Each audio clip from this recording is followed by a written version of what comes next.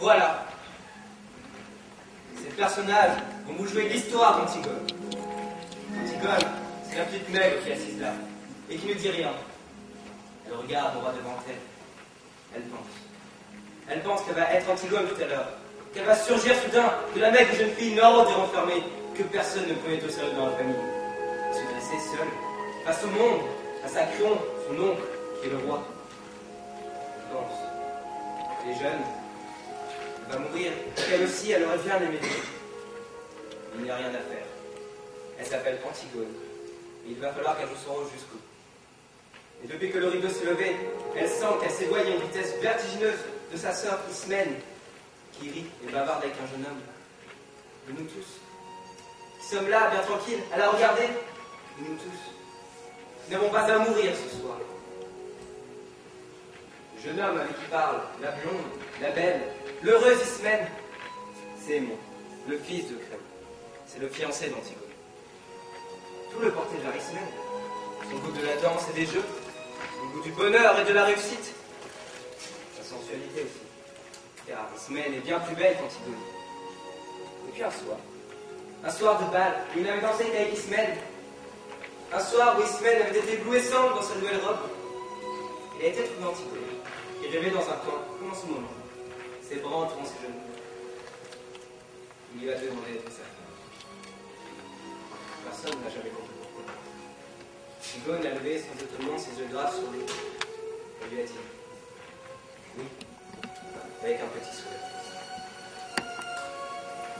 Alors qu'elle s'attaque une nouvelle danse, Ismène riait aux éclats là-bas, avec les autres garçons. Et voilà.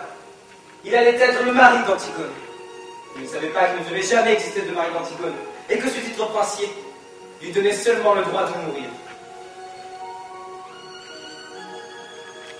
Le vieil homme robuste, là-bas, aux cheveux blancs, qui médite près de son page, c'est Créon. C'est le roi. Il a des rides, il est fatigué. Il joue au jeu difficile de conduire les hommes. Avant, du temps d'Oedipe, lorsqu'il n'était que le premier personnage de la cour, il aimait la musique, les belles reliures, les longues flâneries chez les antiquaires de Thèbes. Oedipe et ses fils sont morts. Alors il a posé ses livres et ses objets. Il a retroussé ses manches et il a pris leur place. Quelquefois, le soir, il est fatigué. Il se demande s'il n'est pas vain de conduire les hommes, si cela n'est pas un office sordide que l'on devrait laisser à d'autres, plus frustre. Et puis le matin, des problèmes précis se posent, qu'il faut résoudre.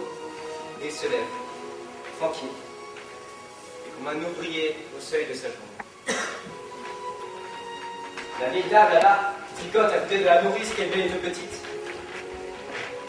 C'est Eurydice, la femme de Créon.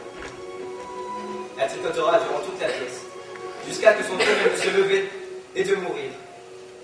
Elle est bonne, digne, aimante. Elle ne lui aide d'aucun secours.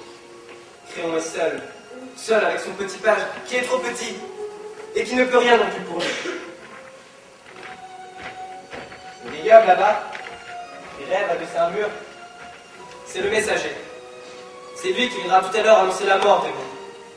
C'est pour cela qu'il n'a pas envie de se mêler aux autres, ni de bavarder avec eux. Il sait déjà.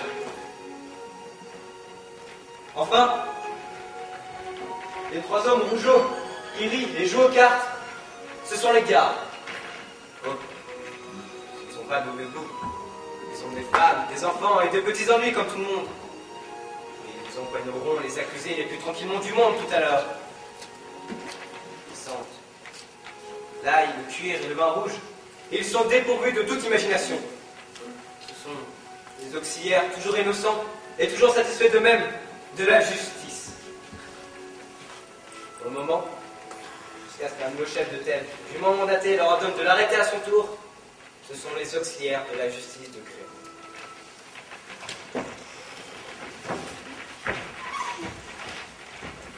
Et maintenant que vous les connaissez tous, ils vont pouvoir vous jouer leur histoire.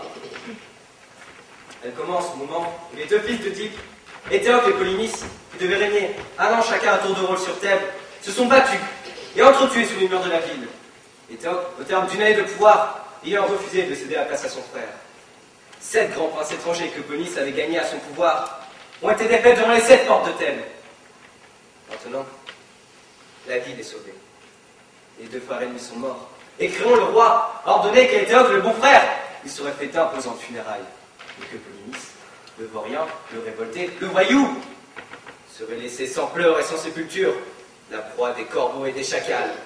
Quiconque osera lui rendre des devoirs funèbres sera impitoyablement puni de mort.